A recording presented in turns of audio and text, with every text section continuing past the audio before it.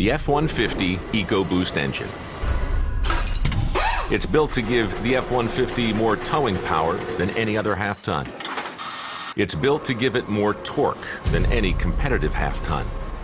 It's built Ford tough. And now we're going to show the world just what that means. Watch as we take a randomly selected EcoBoost engine and run it through a series of grueling durability tests to prove how tough it is.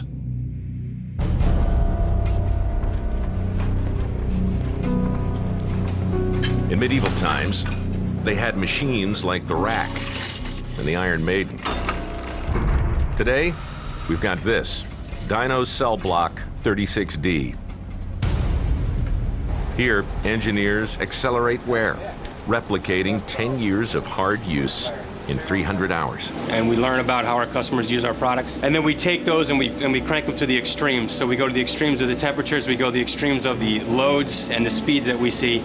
It won't take us 10 years, 150,000 miles. We can do it over the course of weeks or months. This dynamometer will simulate towing over 11,000 pounds up a grade steeper than Pikes Peak.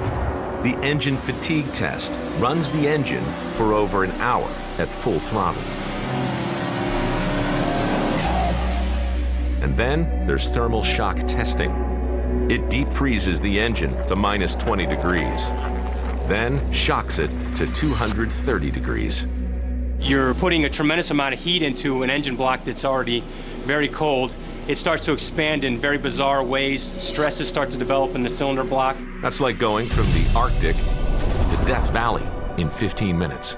And they do it over and over and over. Constantly. There's no way that a customer could replicate the same things that we're doing. There's just no road in the world that they could drive on. There's no way they could get from the temperature extremes as fast as we're doing it. It's just not possible. The different tests cycle one after the other, hour after hour, day after day, for weeks.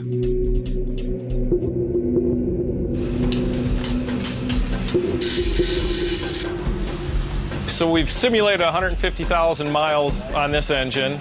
After we're done here, typically what we would do is tear down the engine, inspect it, make sure everything performed. But in this case, we're going to take it and ship it to Kansas City assembly plant, where it's going to go down the line just like all the other engines, get installed in the truck. Now, after you put an equivalent of 150,000 miles like this on an engine, you might think that's proof enough. But we're just getting started. Because we're going to take this same engine out into the real world for some real torture.